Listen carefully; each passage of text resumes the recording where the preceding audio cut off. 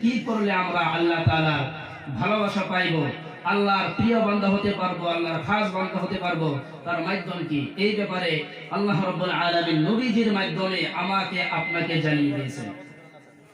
আল্লাহ পাক বলেন, নবীজিকে সম্বোধন করে আল্লাহ পাক বলতেছেন, قل إن كنتم تحبون الله فاتبعوني يحببكم الله ويغفر لكم ذنوبكم والله غفور رحيم।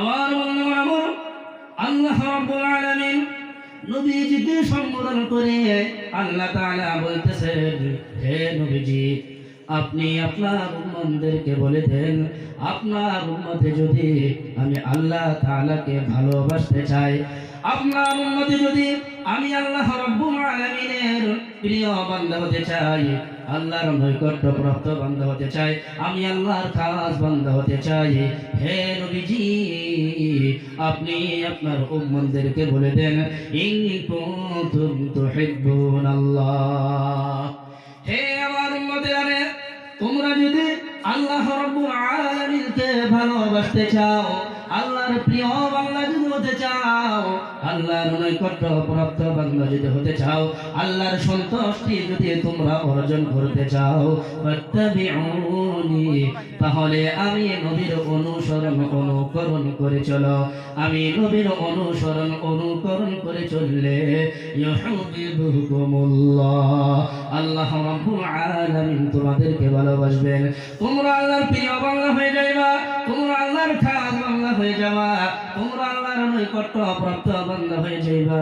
শুধু তাই নয়, ওয়ায়াগফির লাকুম যুনুবাকুম, আর তোমরা যখন আল্লাহর নৈকট্যপ্রাপ্ত বান্দা হয়ে যাবা, আল্লাহ যখন তোমাদেরকে ভালোবাসবেন, আল্লাহ রাব্বুল আলামিন তোমাদের জীবনের সকল গুনাহ খাতাগুলো মাফ করে দিবেন। একটু জোরে বলা যাবে সুবহানাল্লাহ।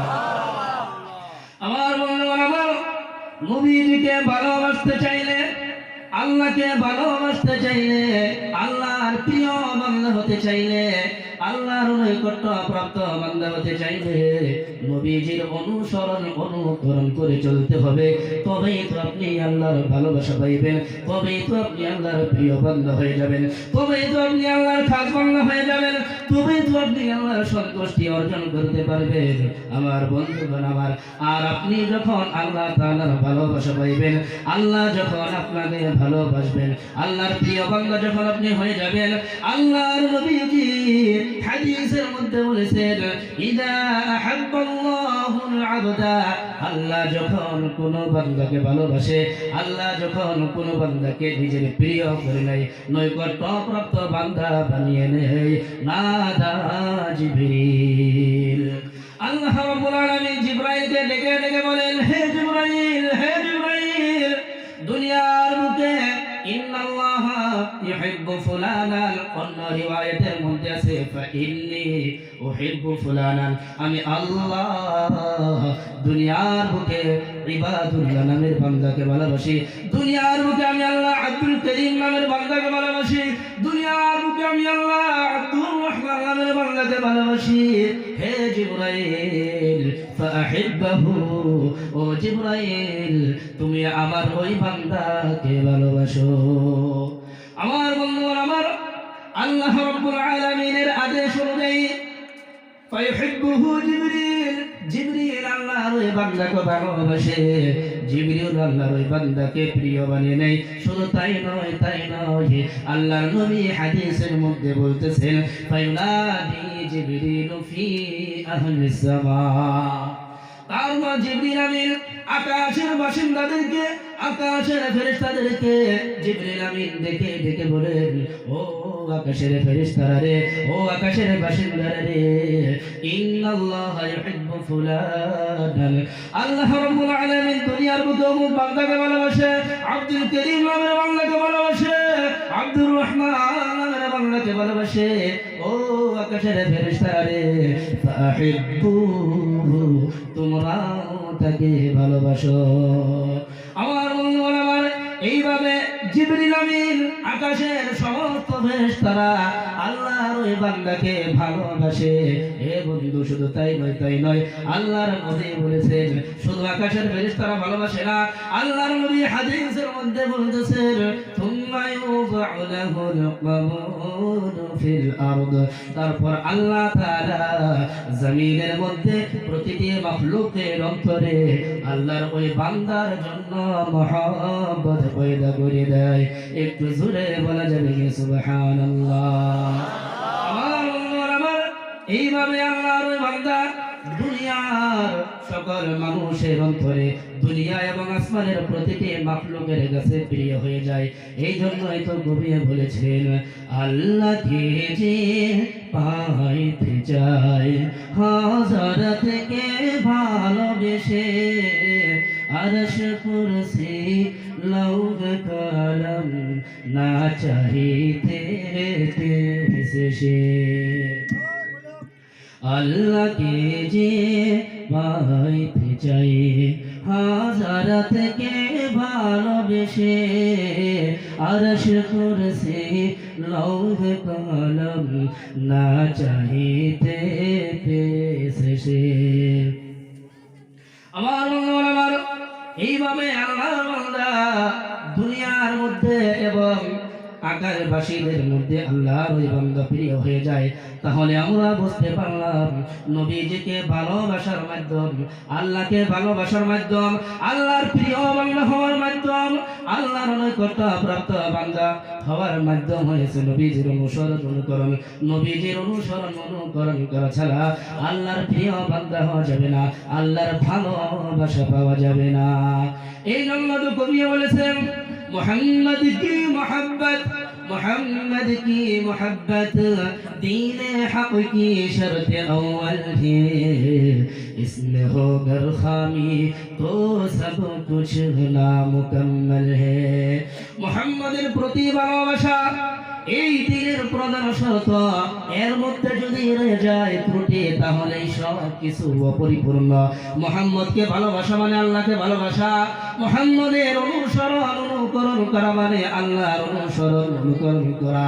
এই জন্যই তো আল্লাহ পাক অন্য আয়াতের মধ্যে জানিয়ে দিয়েছেন মান ইউতি'র রাসূল ফাকাদ আতা আল্লাহ। আল্লাহ পাক বলেন হে বান্দা শোনো, যে ব্যক্তি রাসূলের ইতাআত করলো, রাসূলের কথা মেনে চললো, যে ব্যক্তি রাসূলের আনুগত্য করলো, সেই ব্যক্তি আমি আল্লাহর কথা মেনে চললো। যে ব্যক্তি রাসূলকে ভালোবাসলো, সেই ব্যক্তি আমি আল্লাহকে ভালোবাসলো। এই জন্য আল্লাহ পাক আয়াতের মধ্যেও জানিয়ে দিয়েছেন মা আতাকুমুর রাসূল ফাখুদুহু ওয়া মা নাহাকুম আনহু ফান্তাহু। আল্লাহ বলতেছেন হে বান্দা, রাসূলের অনুসরণ করা মানে আমি আল্লাহ অনুসরণ করা, রাসূলকে ভালোবাসা মানে আমি আল্লাহকে ভালোবাসা। এই জন্য রাসূল তোমাদেরকে যেগুলো কাজের আদেশ দেয় ওইগুলো কাজ তোমরা করো। মা আতাকুমুর রাসূল, রাসূল তোমাদেরকে যা কিছু দেয় ফাখুদুহু তোমরা পাকড়ো, তোমরা ধরো। ওয়া মা নাহাকুম আনহু ফান্তাহু, আর রাসূল তোমাদেরকে যেগুলো কাজের থেকে বিরত রাখে ওই কাজের থেকে তোমরা বিরত থাকো। আমার বন্ধুরা, এবার আপনাদের মনের ভিতরে প্রশ্ন যেতে পারে, ও হুজুর রাসূলকে ভালোবাসা মানে আল্লাহকে ভালোবাসা, রাসূলের অনুসরণ করা মানে আল্লাহর অনুসরণ করা, হুজুর গো এইরকম কেন? রাসূলকে ভালোবাসলে আল্লাহকে কেন ভালোবাসা হয়? রাসূলের কথা মাইনা চললে আল্লাহর কথা কেন মাইনা চলা হয়? ও হুজুর আমাদেরকে একটু বলে দেন। আমার বন্ধুরা, আপনার এই প্রশ্নের জবাব আল্লাহ রাব্বুল আলামিন নিজে কোরআনুল কারীমের মধ্যে আল্লাহ তাআলা দিয়ে দিয়েছেন। আল্লাহ পাক বলেন হে বান্দা শুনো, রাসূলের কথা মাইনা চললে মানে আমি আল্লাহর কথা কেন মাইনা চলা হয়? রাসূলকে ভালোবাসলে আমি আল্লাহকে কেন ভালোবাসা হয়? হে বান্দা শুনো, তার কারণ হয়েছে আল্লাহ পাক বলতেছেন ওয়া মা ইয়ানতিকু আনিল হাওয়া ইন হুয়া ইল্লা ওয়াহিয়ুন ইউহা। একটু জোরে বলুন আল্লাহু আকবার। আমার আল্লাহ রাব্বুল আলামিন বলতেছেন রাসূলের অনুসরণ করা মানে আমি আল্লাহর অনুসরণ করা, রাসূলের কথা মাইনে চলা মানে আমি আল্লাহর কথা মাইনে চলা।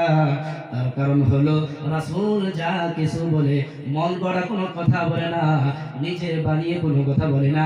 ইন হুয়া ইল্লা ওয়াহিয়ুন ইউহা, রাসূল ওই কথাগুলোই বলে যেইগুলো কথা আমি তাকে ওহীর মাধ্যমে বলতে বলি। রাসূল ওইগুলো কাজ তোমাদেরকে করতে বলে যেইগুলো কাজের ব্যাপারে আমি রাসূলকে ওহী করে বলি, ওইগুলো কথাই রাসূল বলে। রাসূল মন গড়া কোনো কথা বলে না। এই জন্য তো কবি বলেছেন গুফতায়ে মুহাম্মদ, গুফতায়ে মুহাম্মদ, গুফতায়ে আল্লাহ বাবাদ, গরচে আজহুল কওমে মুহাম্মদ বুয়াদ। আল্লাহর কবি বলেছেন রাসূলের কথা মানে আল্লাহর কথা। যদিও রাসূলের হুলকুম থেকে, রাসূলের গলা থেকে বের হয়, রাসূলের কণ্ঠ থেকে কথা বের হয়, তাহলে বন্ধুগণ আমার রাসূলের কথা মানে আল্লাহর অনুসরণ, কথা মাইনে চলা, আল্লাহর কথা মাইনে চলা, আল্লাহর অনুসরণ করা আমরা বুঝে নিলাম। কোরআনের আয়াতের মাধ্যমে আমরা বুঝে নিলাম। আমার বন্ধুগণ, এবার আপনাদের প্রশ্ন হতে পারে, ও হুজুর রাসূলের কথা মানলে আল্লাহর কথা মানা হয়, আমরা বুঝে নিলাম, কোরআনের দ্বারাই বুঝে নিলাম। ও হুজুর এবার আমাকে একটু জানিয়ে দেন, আমাদেরকে একটু বলে দেন রাসূলকে ভালোবাসা আমরা কতটুকু, রাসূলের ইতাআত অনুগত, রাসূলের অনুসরণ আমরা কতটুকু করব। বন্ধুগণ, আপনাদের এই প্রশ্নের জবাব আল্লাহ রাব্বুল আলামিন কোরআনুল কারীমের মধ্যে নবীজির মাধ্যমে দিয়ে দিয়েছেন। আমার বন্ধুগণ, আমার আল্লাহ রাব্বুল আলামিন নবীজিকে সম্বোধন করে বলেন, হে নবীজি আপনি আপনার উম্মতদেরকে বলে দেন, আল্লাহ পাক বলতেছেন কুল ইন কানা আবাউকুম ওয়া আবনাউকুম ওয়া ইখওয়ানুকুম ওয়া আজওয়াজুকুম ওয়া আশীরাতুকুম ওয়া আমওয়ালুন ইকতারাফতুমুহা ওয়া তিজারাতুন তাখশাওনা কাসাদাহা ওয়া মাসাকিন তারদাউনাহা আহাব্বা ইলাইকুম মিনাল্লাহি ওয়া রাসূলিহি ওয়া জিহাদিন ফি সাবিলিহি ফাতারাব্বাসু হাত্তা ইয়াতিয়াল্লাহু বিআমরিহি। আমার বন্ধুরা, আমার আল্লাহ রাব্বুল আলামিন বলেন, হে নবীজি আপনি আপনার উম্মতদেরকে জানিয়ে দেন, ইন কানা আবাউকুম তোমাদের পিতা মাতা, ওয়া আবনাউকুম তোমাদের ছেলে সন্তান, ওয়া ইখওয়ানুকুম তোমাদের ভাই ব্রাদার, ওয়া আজওয়াজুকুম তোমাদের বিবি, ওয়া আশীরাতুকুম আর তোমাদের বংশধর, ওয়া আমওয়ালুন ইকতারাফতুমুহা আর তোমাদের অর্জন করা সম্পদ, ওয়া তিজারাতুন তাখশাওনা কাসাদাহা আর তোমাদের ব্যবসা বাণিজ্য যার লোকসান হওয়ার ব্যাপারে তোমরা ভয় করো, ওয়া মাসাকিন তারদাউনাহা আর তোমাদের পছন্দের বাড়িঘর, আহাব্বা ইলাইকুম মিনাল্লাহ এই সব কিছু যদি তোমাদের নিকটে আল্লাহ এবং তার রাসূলের চাইতে বেশি প্রিয় হয়, এই সব কিছুর মহব্বত যদি তোমাদের অন্তরে বেশি হয়, এই সব কিছুকে যদি তোমরা আল্লাহ এবং রাসূলের চাইতে বেশি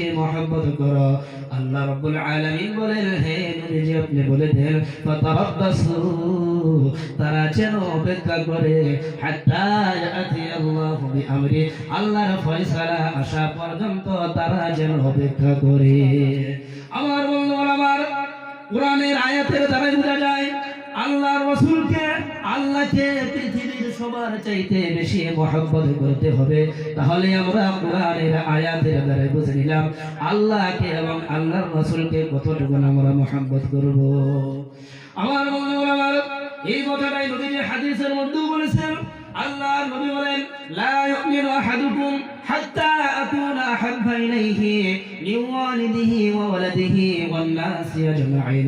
আমার বন্ধুগণ, আমার আল্লাহ নবী বলেন, হে আমার উম্মতেরা শোনো শোনো, লা ইউমিনু আহাদুকুম তোমাদের মধ্য থেকে কেউ ততক্ষণ পর্যন্ত পরিপূর্ণ মুমিন হতে পারবে না যতক্ষণ পর্যন্ত হাত্তা আকুনা আহাব্বা ইলাইহি যতক্ষণ পর্যন্ত আমি রাসূল তোমাদের নিকটে ওয়ালিদিহি তোমাদের পিতা মাতার চাইতে বেশি প্রিয় হব না, তোমাদের সন্তানের চাইতে বেশি প্রিয় হব না, ওয়াল্লাহি আজমাইন আর গোটা মানব জাতির চাইতে আমি নবী তোমাদের নিকটে প্রিয় হব না যতক্ষণ পর্যন্ত তোমরা সব দুনিয়ার চাইতে আমি নবীজিকে বেশি মহব্বত করবে না, ততক্ষণ পর্যন্ত তোমরা পরিপূর্ণ মুমিন হতে পারবে না। আমার বন্ধু আমার এই জন্যই হযরত উমর রাদিয়াল্লাহু তাআলা আনহু যখন নবীজিকে জিজ্ঞাসা করলেন, ইয়া রাসূলুল্লাহ, আমার ঈমান কি পূর্ণ হয়েছে? ও আল্লাহর রাসূল, আমি কি পরিপূর্ণ মুমিন হতে পেরেছি? কেননা লা আনতা আহাব্বু ইলাইয়া মিন কুল্লি শাইইন, কেননা আপনি রাসূলকে আমি পৃথিবীর সব কিছুর চাইতে বেশি মহব্বত করি। আমার ছেলে সন্তানের চাইতে আপনাকে বেশি মহব্বত করি। আমার পিতা মাতার চাইতে আপনি নবীকে আমি বেশি মহব্বত করি। আমার ধন সম্পদের চাইতে আপনি নবীকে আমি বেশি মহব্বত করি। আমার বিবির চাইতে আপনি নবীকে আমি বেশি মহব্বত করি। কিন্তু রাসূল গো, ইল্লা মিন নাফসি, কিন্তু রাসূল আমার এই জানের চাইতে, আমার প্রাণের চাইতে আপনি রাসূলকে বেশি মহব্বত করতে পারি নাই। আমার প্রাণ আমার কাছে সবচেয়ে প্রিয়। আমার বন্ধুগণ, আমার এই কথা শুনে আল্লাহর নবী বললেন, লা ওয়াল্লাযী নাফসি বিয়াদিহি, ওমর তাহলে তুমি তো পরিপূর্ণ মুমিন হতে পারো নাই। ওয়াল্লাযী নাফসি বিয়াদিহি, ওই সত্তার কসম, ওই আল্লাহর কসম যার কবজায়ে কুদরতের মধ্যে আমার জান, যার হাতের মধ্যে আমার প্রাণ, হাত্তা আকুনা আহাব্বা ইলাইকা মিন নাফসিক, ওমর শুনিয়া রাখো, তুমি ততক্ষণ পর্যন্ত পরিপূর্ণ মুমিন হতে পারবে না যতক্ষণ পর্যন্ত তুমি আমাকে তোমার জানের চাইতেও বেশি মহব্বত করবে না, যতক্ষণ পর্যন্ত আমি রাসূল তোমার নিকটে তোমার জানের চেয়ে বেশি প্রিয় হব না, ওমর ততক্ষণ পর্যন্ত তুমি পরিপূর্ণ মুমিন হতে পারবে না। আমার বন্ধুগণ, আমার হযরত উমর রাদিয়াল্লাহু তাআলা আনহু এই কথা শোনার সাথে সাথে প্রচন্ডভাবে কেঁপে উঠলেন। সঙ্গে সঙ্গে হযরত উমর রাদিয়াল্লাহু তাআলা আনহু বললেন, ফাইন্নাহুল আন ওয়াল্লাহি লা আহাব্বু ইলাইয়া মিন নাফসি, ও আল্লাহর রাসূল, ও আল্লাহর রাসূল, আল্লাহর কসম, আল্লাহর কসম, এখন আমি আপনাকে আমার জানের চেয়ে বেশি মহব্বত করি। আল্লাহর নবী বললেন, আল আনা ইয়া উমর, ওমর এখন তোমার ঈমান পরিপূর্ণ হয়েছে, এখন তুমি পূর্ণাঙ্গ মুমিন হলা। আমার বন্ধুগণ, আমার এই জন্যই নবীজিকে সবচাইতে বেশি মহব্বত করতে হবে। নবীজিকে নিজের জানের চাইতেও বেশি মহব্বত করতে হবে। গোটা মানব জাতির চাইতে নবীজির মহব্বত অন্তরের মধ্যে বেশি রাখতে হবে। আমার বন্ধুগণ, আমার নবীজির মহব্বত যখন আপনার অন্তরের মধ্যে সব চাইতে বেশি হবে, নবীজিকে যখন আপনি পৃথিবীর সব চাইতে বেশি মহব্বত করবেন, তখন আপনার জন্য নবীজির প্রতিটি আদেশ এবং নিষেধ মাইনা চলা সহজ হয়ে যাবে। আমার বন্ধুগণ, আমার তখন আপনার জন্য নামাজ পড়া সহজ হয়ে যাবে, রোজা রাখা তখন আপনার জন্য সহজ হয়ে যাবে, যাকাত দেওয়া আপনার জন্য সহজ হয়ে যাবে, প্রতিটি কাজ আপনার জন্য সহজ হয়ে যাবে। ছেলে সন্তানের মহব্বত, পিতা মাতার মহব্বত, দুনিয়ার মহব্বত আপনার জন্য আল্লাহ এবং তার রাসূলের আদেশ এবং নিষেধ মাইনা চলতে বাধা হয়ে দাঁড়াবে না। আপনার জন্য প্রতিটি কাজ সহজ হয়ে যাবে, আপনি ঈমান হিসাব গ্রহণ করতে পারবেন। এই জন্য নবীজি হাদিসের মধ্যে বলেছেন, হযরতে আনাসের বর্ণনা عن أنس بن مالك أن النبي صلى الله عليه وسلم قال ثلاث من كن فيه وجد بهن حلاوة الإيمان. حضرت أنس بن مالك رضي الله تعالى عنه বলেন, নবী করিম সাল্লাল্লাহু আলাইহি ওয়াসাল্লাম বলেছেন, যেই ব্যক্তির ভিতরে তিনটি গুণ থাকবে, যেই ব্যক্তি তিনটি গুণে গুণান্বিত হবে, ওয়াজাদা বিহিন হালাওয়াতুল ঈমান, সেই ব্যক্তি ঈমানে স্বাদ গ্রহণ করতে পারবে। আমার বন্ধুগণ, আমার আল্লাহর নবী বলেন, এক নম্বর গুণের ব্যক্তি হইছে ওই ব্যক্তি, মান কানা আল্লাহু ওয়া রাসূলুহু আহাব্বা ইলাইহি মিম্মা সিওয়াহুমা, যেই ব্যক্তির অন্তরে আমি আল্লাহ এবং রাসূল, যেই ব্যক্তির অন্তরে আল্লাহ এবং রাসূলের মহব্বত পৃথিবীর সবার চাইতে বেশি হবে, যেই ব্যক্তি আল্লাহ ও রাসূলকে পৃথিবীর সব চাইতে বেশি মহব্বত করবে। আমার বন্ধুগণ, আমার আল্লাহর নবী বলেন, দুই নম্বর গুণে গোলাম্বিত ব্যক্তি হয়েছে ওই ব্যক্তি ওমান আহাব্বা আবদান লা ইউহিব্বুহু ইল্লা লিল্লাহ, যেই ব্যক্তি কোন বান্দাকে ভালোবাসবে তো আল্লাহর জন্য ভালোবাসবে, আল্লাহর সন্তুষ্টির জন্য ভালোবাসবে। তিন নম্বর গুণে গোলাম্বিত ব্যক্তি হয়েছে ওই ব্যক্তি আল্লাহর নবী বলেন ওয়া ইয়াকরাহু আন ইয়াউদা ফিল কুফরি বা'দা আন কাদাহু আল্লাহু মিনহু, ওই ব্যক্তি যেই ব্যক্তিকে আল্লাহ রাব্বুল আলামিন ইসলাম গ্রহণ করার তৌফিক দান করেছেন, যে ব্যক্তিকে আল্লাহ তাআলা কুফরি থেকে বাঁচিয়েছেন, যে ব্যক্তিকে আল্লাহ তাআলা জাহান্নামের আগুন থেকে বাঁচিয়েছেন, ওই ব্যক্তি আবার দ্বিতীয়বার কুফরি করাটাকে এমন ভাবে নাপছন্দ করে, অপছন্দ করে, কামা ইয়াকরাহু আইয়ুলকিয়া ফিন্নার, যেমন ভাবে তাকে জাহান্নামে ঢেলে দেওয়াকে অপছন্দ করে। আমার বন্ধুগণ, এই তিন গুণে গোলাম্বিত ব্যক্তি আল্লাহর নবী বলেন যার ভিতরে এই তিনটি গুণ থাকবে ওই ব্যক্তি ঈমানের স্বাদ গ্রহণ করতে পারবে। একটু জোরে বলুন না সুবহানাল্লাহ। বন্ধুগণ আমার, এবার আপনাদের প্রশ্ন হতে পারে হুজুর ঈমানের স্বাদ আবার কি? ঈমান হয়েছে গোপনীয় বস্তু, ঈমানের সম্পর্ক হয়েছে অন্তরের সাথে। ঈমান তো কোনো খাবার বস্তু নয়, ঈমানের স্বাদ মানুষে কি গ্রহণ করবে? প্রশ্ন হয় না নাই? ঈমানের স্বাদ কি মানুষে গ্রহণ করতে পারবে? ও হুজুর এই হাদিসের ব্যাখ্যা কি? হাদিসের মধ্যে যে এসেছে হালাওয়াতুল ঈমান, ঈমানের স্বাদ, ঈমানের স্বাদ বলতে কি বোঝানো হয়েছে? আমার বন্ধুগণ আমার, আপনার এই প্রশ্নের জবাব মুহাদ্দিসিন কিরাম দিয়েছেন এইভাবে। মিশকাত শরীফের ব্যাখ্যা গ্রন্থ মিরকাতের মধ্যে হালাওয়াতুল ঈমানের ব্যাখ্যা করা হয়েছে। আল মুরাদু বিহালাওয়াতিল ঈমান ইস্তিলদাদুত তাআতি ওয়া তাহাম্মুলুল মাশাক্কি ফি রিযাইহি তাআলা ওয়া রাসূলিহি সাল্লাল্লাহু আলাইহি ওয়াসাল্লাম। আমার বন্ধুগণ আমার, ঈমানের স্বাদ বলতে বোঝানো হয়েছে ইস্তিলদাদুত তাআত, ইবাদতের মধ্যে মজা অনুভব করা, আনুগত্যের মধ্যে মজা অনুভব করা, ওয়া তাহাম্মুলুল মাশাক্কি, আল্লাহ এবং রাসূলকে সন্তুষ্ট করার জন্য কষ্ট সহ্য করার নাম হয়েছে ঈমানি স্বাদ গ্রহণ করা। আমার বন্ধুগণ আমার, আপনার ভিতরে যদি আল্লাহ এবং তার রাসূলের মহব্বত যদি সবচাইতে বেশি হয়, আপনার জন্য আল্লাহর ইবাদত করা সহজ হয়ে যাবে, আপনি ঈমানি স্বাদ গ্রহণ করতে পারবেন, আপনার জন্য কষ্ট থেকে কষ্টের কাজ আপনার জন্য সহজ হয়ে যাবে। সাহাবায়ে কিরাম রাদিয়াল্লাহু তাআলা আনহুম আল্লাহর নবীকে সবচাইতে বেশি মহব্বত করতেন, আল্লাহর নবীর মহব্বত তাদের অন্তরে সবচাইতে বেশি ছিলেন। এই জন্য সাহাবায়ে কিরাম রাদিয়াল্লাহু তাআলা আনহুম যতই ইবাদত করতেন তাদের নিকটে ইবাদত ততই মজা লাগতেন, সারা রাত আল্লাহর ইবাদতের মধ্যে কাটাইয়া দিতেন। আমার বন্ধুগণ আমার, সারা রাত ইবাদতের মধ্যে কাটাইয়া দিতেন।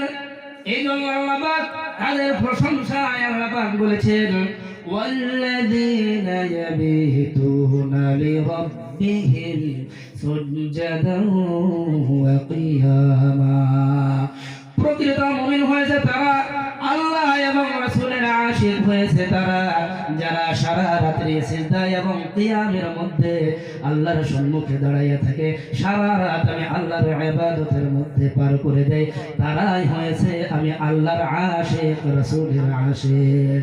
আমার বন্ধুগণ আমার, আপনার নিকটে আল্লাহ এবং তার রাসূল যদি সবচাইতে বেশি প্রিয় হয়ে যায়, আপনার কাছে সমস্ত ইবাদত সহজ হয়ে যাবে, কষ্ট থেকে কষ্টের কাজ আপনি হাসি মুখে করে নেবেন, সমস্ত কষ্ট আপনি হাসি মুখে সহ্য করে নেবেন।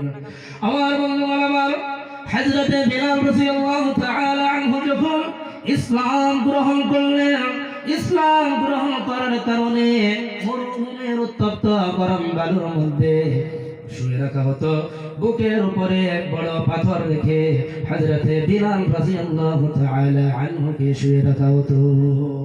আর বলা হতো ও বিলাল, ও বিলাল, যতক্ষণ পর্যন্ত তুমি মুহাম্মাদের ধর্ম ছাড়বে না, মুহাম্মাদের ধর্ম ছাইরা আমাদের ধর্ম গ্রহণ করবে না, আমাদের লাত উজ্জা মানাতের ইবাদত শুরু করবে না, ও বিলাল ততক্ষণ পর্যন্ত তোমাকে শাস্তি দেওয়া বন্ধ করব না।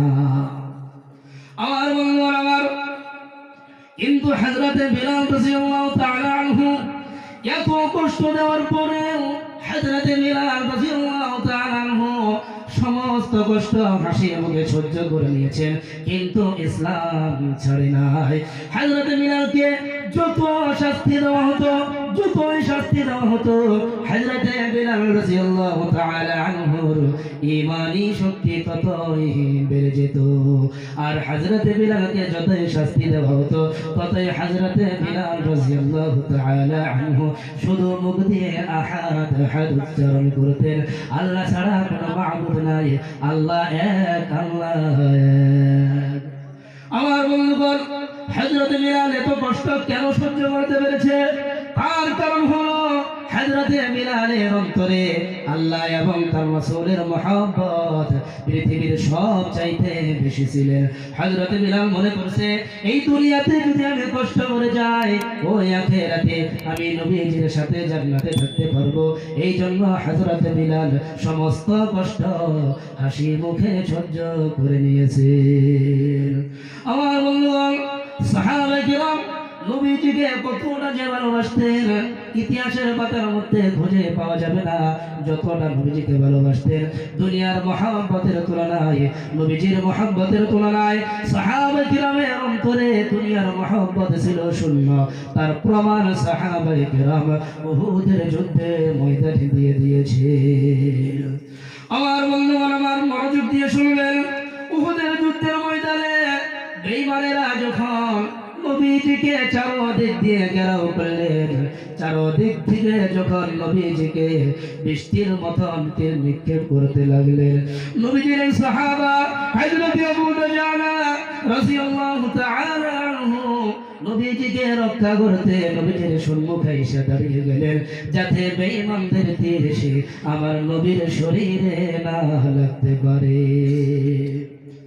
আমার বন্ধুগণ, কিন্তু হযরত আবু দুজানা ওই চরম মুহূর্তে নবীজির প্রতি বেয়াদবি হবে বলে মনে করে নিজের পিঠটা বেঈমানদের দিকে করে দিলেন, আর নিজের মুখটা নবীজির দিকে করে দিলেন।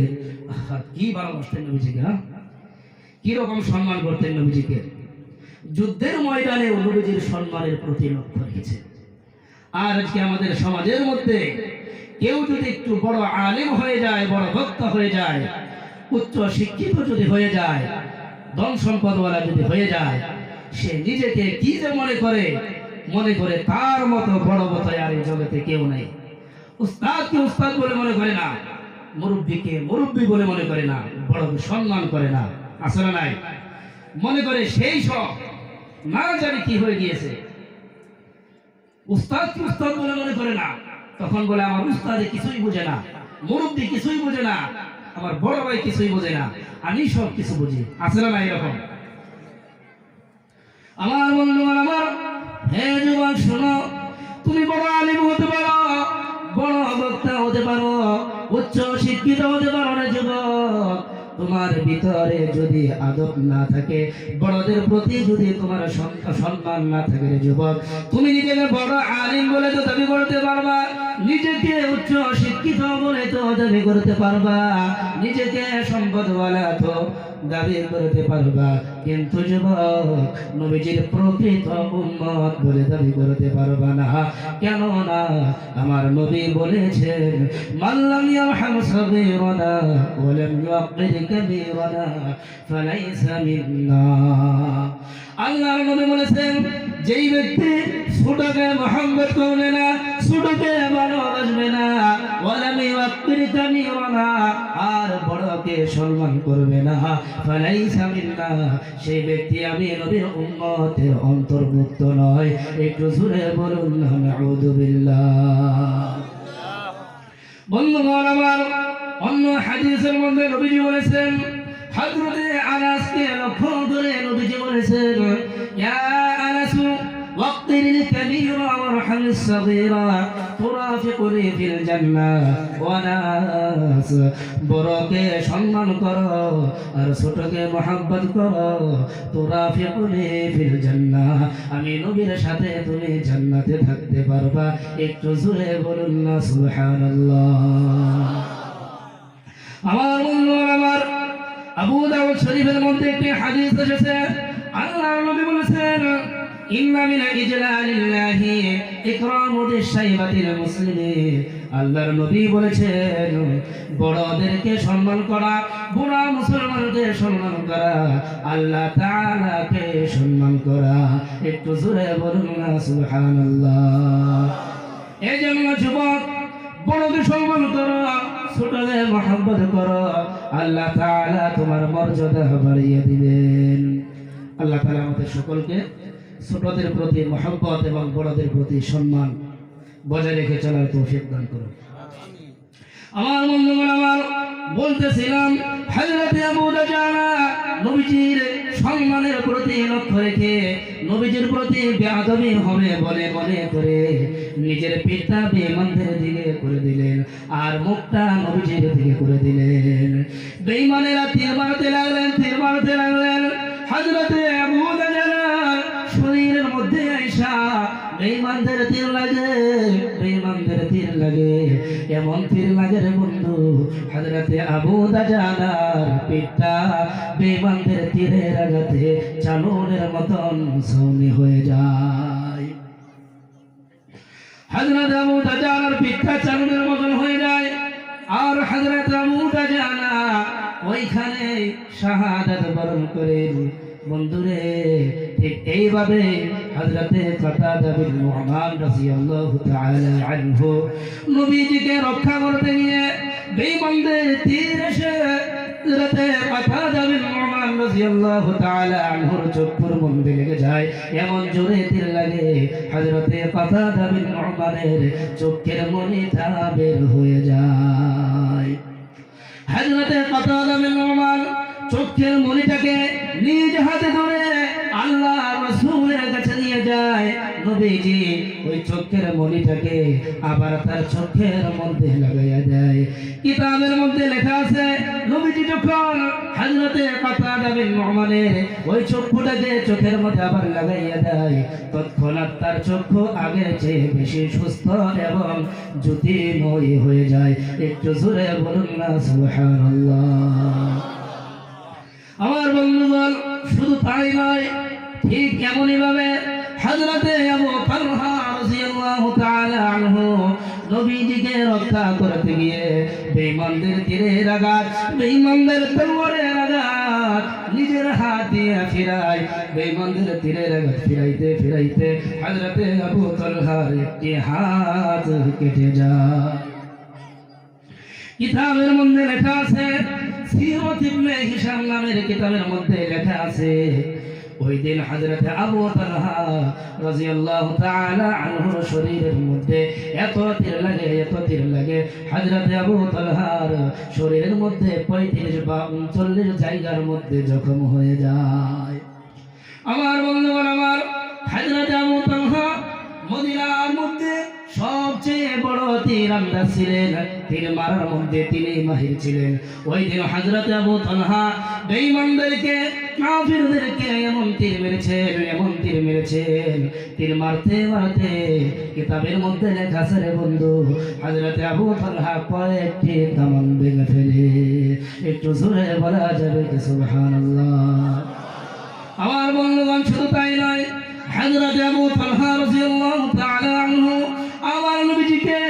আমার নবী দয়ার নবী মায়ের নবীকে নিজের পিঠের মধ্যে বসিয়ে নিয়েছিলেন যাতে করে বেঈমানদের তীরের আঘাত তলোয়ারের আঘাত হযরত আবু দাজানার নবী করিম সাল্লাল্লাহু আলাইহি ওয়াসাল্লামের শরীরের মধ্যে না লাগতে পারে কিন্তু নবীজি মাঝে হযরত আবু তালহার পিঠের পিছন থেকে গাড়টা এমন ভাবে উঁচু করে দেখতেন বেঈমানদের লশকরকে দেখার জন্য নবীজি তার গাড়টা উঁচু করতেন এই অবস্থা দেখিয়া হযরত আবু তালহা নবীজিকে বললেন ইয়া রাসূলুল্লাহ আপনার উপরে আমার মা বাবা কুরবান হোক ওগো আল্লাহর রাসূল আপনি এমন ভাবে গারটা উঁচু করবেন না, ওগো আল্লাহর রাসূল আপনি গার উঁচু করবেন না, না জানি কোথায় থেকে সে আবার তীর লেগে যায়।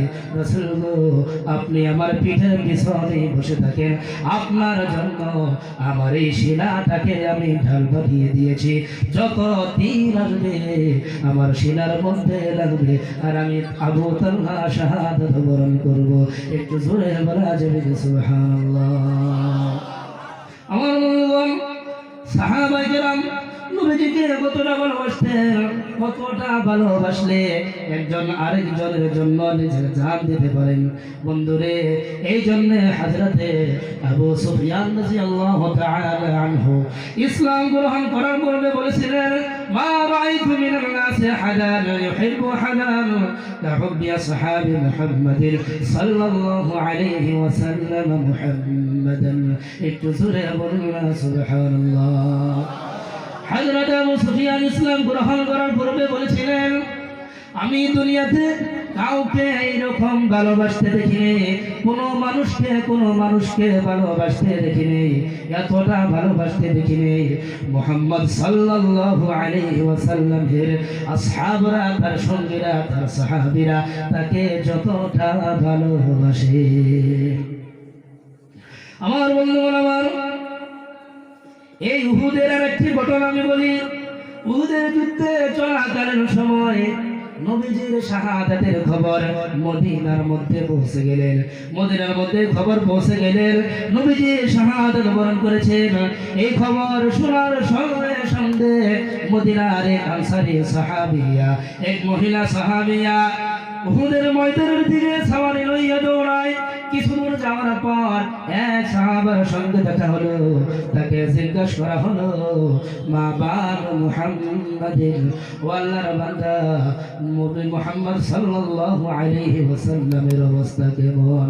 ও আল্লাহর বান্দা নবী মুহাম্মদ কেমন আছে? সাহাবা জবাবে বললেন, নবী মুহাম্মদের কথা তো বলতে পারবো না, নবীজি কেমন আছে বলতে পারবো না, তবে তোমার সন্তান এই উহুদের যুদ্ধে এসেছিল, সে শাহাদাত বরণ করেছে, তার লাশটাও জায়গায় পড়া দেখেছি। আমার বন্ধুগণ, সন্তানের শাহাদাতের কথা শুনে ওই মহিলা সাহাবিয়া সঙ্গে সঙ্গে পড়ে নিলেন, ইন্না লিল্লাহি ওয়া ইন্না ইলাইহি রাজিউন। সাহাবিয়া বললেন, আমার সন্তান শাহাদাত বরণ করেছেন, আলহামদুলিল্লাহ, আমার কোনো আফসোস নাই। আমাকে বলো আমার নবী কেমন আছে, আমার নবীর খবর আমাকে দাও, আমার নবীর খবর আমি জানতে চাই। এই বলে সাহাবিয়া আবার সাওয়ারি লইয়া আগের দিকে দৌড়ায়। কিছু দূর যাওয়ার পর আরেকজন সাহাবীর সঙ্গে দেখা হলো।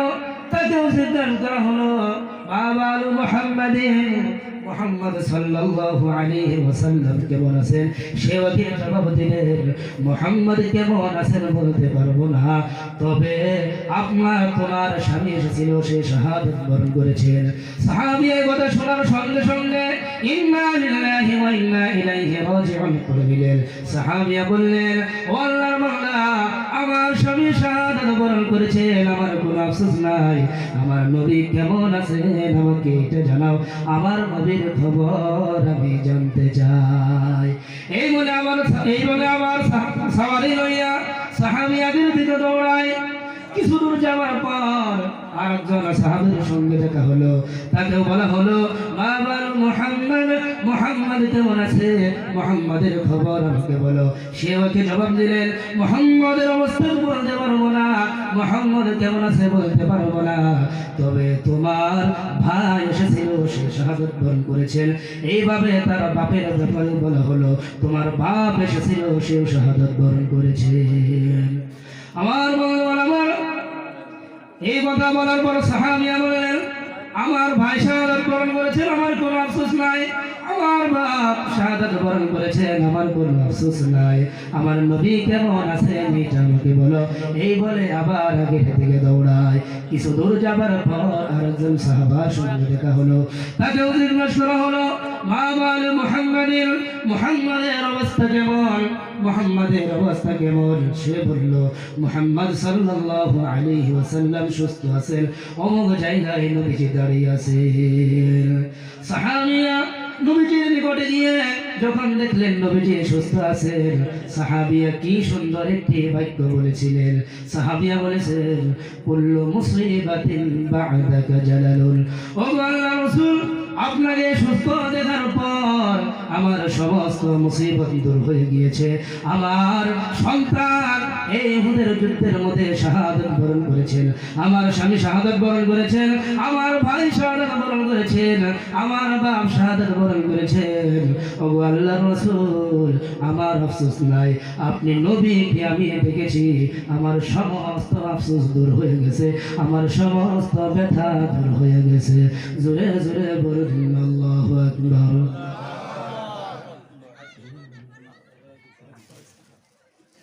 যাই হোক, হুজুর এসে গিয়েছেন। হুজুরকে বসিয়ে রাখা, বয়ান করাটা বেয়াদবি হয়। আর হুজুর আমাদের চেয়ে অনেক বড়, আমাদের উস্তাদ সমতুল্য।